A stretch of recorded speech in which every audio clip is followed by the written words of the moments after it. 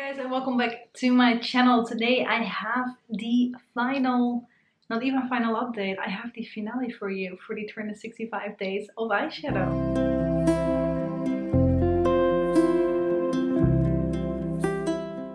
And as you guys probably all know, this was started by Jessica. She decided it would be fun to try and use a different eyeshadow for every day of the year. Why it is my finale already right now. I know I've explained this a couple of times, but in case you're new here, thank you for being here. I'm wrapping it up right now because I went through all the eyeshadows that I have. And I didn't really feel like repeating them because I've noticed that it's getting quite hard for me to like fully focus on everything else that I'm trying to do. So I'm wrapping it up here after having gone through all the eyeshadows that I've been working on. So what I will do now is, as always, go through the looks that I've been doing and try and explain to you guys which eyeshadows I've been using. I'm gonna make some room so I can show them here. Fun challenge for me this time. I've been really bad at making notes for what I've been doing, so I might not remember exactly what the eyeshadows are on my eyes, but I'm gonna try. So yeah, let's start right here.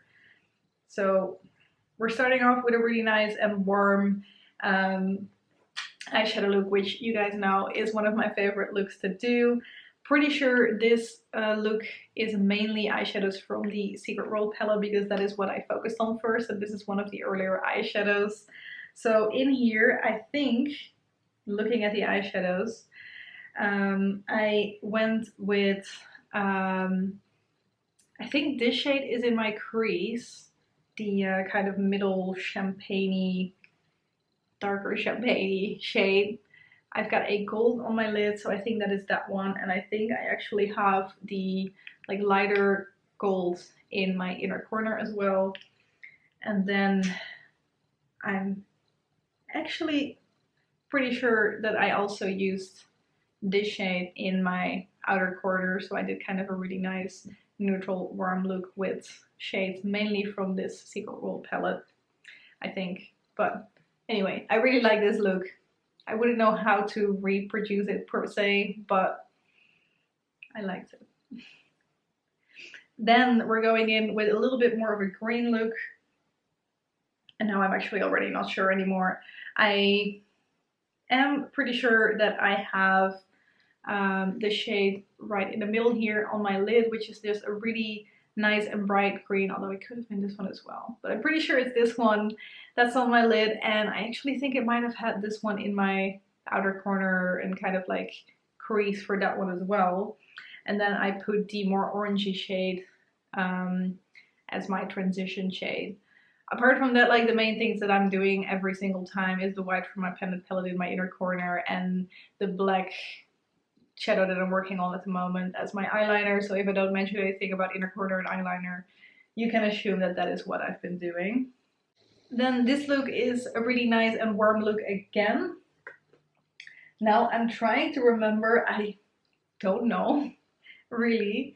I'm wearing one of these two pigments. When I have them on my eyes, they look pretty much the same, so it's kind of hard for me to say what I actually have on my eyes, but they're both like really nice bronzy shades. So one of those is on my eyelids, and I am pretty sure that with that, well, pretty sure that I'm wearing one of these in my kind of outer corner and crease. It looks pretty dark, so I wouldn't be surprised if it actually is the full-on black.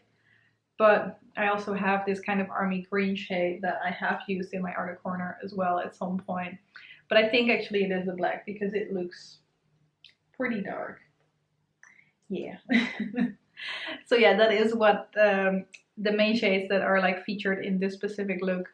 And of course, same other shades in different places. Also probably the Bourgeois is on my brow bone, which is also the case in most of the looks that I'm doing.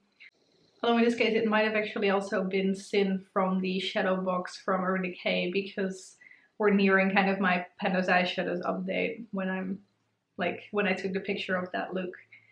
And on this last look is a not so warm look.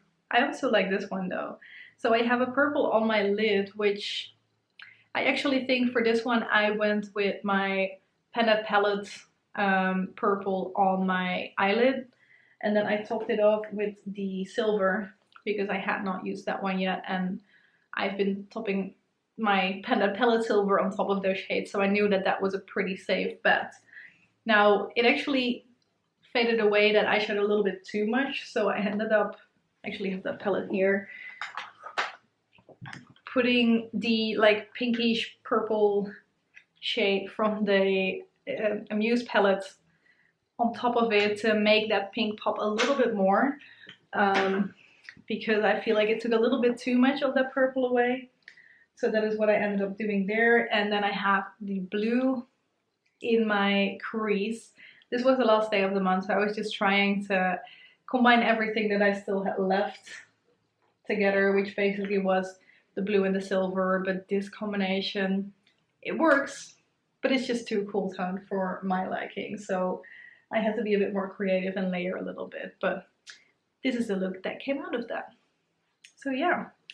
Those are all the looks I have for you because, like I said, I just, for some reason in June, I got out of the habit of taking proper photos and making notes, probably because I was away for a week in which I didn't wear makeup, and then the, like, it isn't even really a habit, but like the routine of like applying my makeup, taking a quick photo and getting to work just kind of wasn't there anymore. So I've really tried.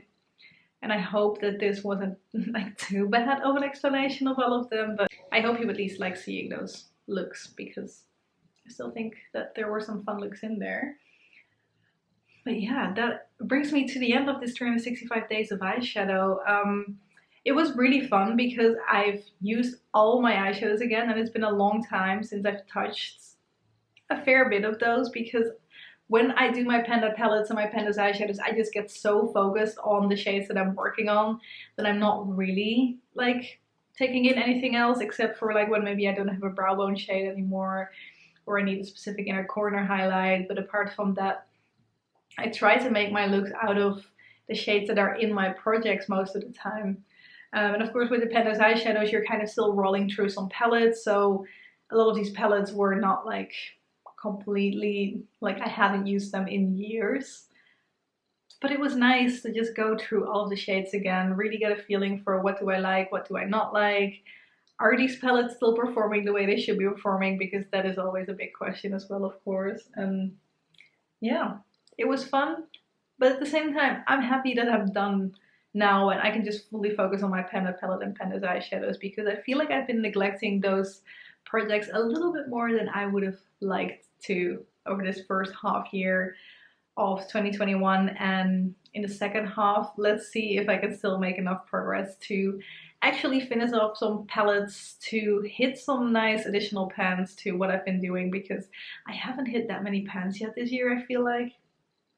But yeah, anyway, I hope you guys like this series. Let me know if there's anything else you guys want to see that I'm not doing at the moment, or if there's any ideas that you guys have for me, because I've got a free spot in my rotation again for videos that I can film. So yeah, that's it for today though. Thank you guys very much for watching. Thank you to Jessica for organizing this project, and I hope to see you guys in one of my next videos. Bye bye!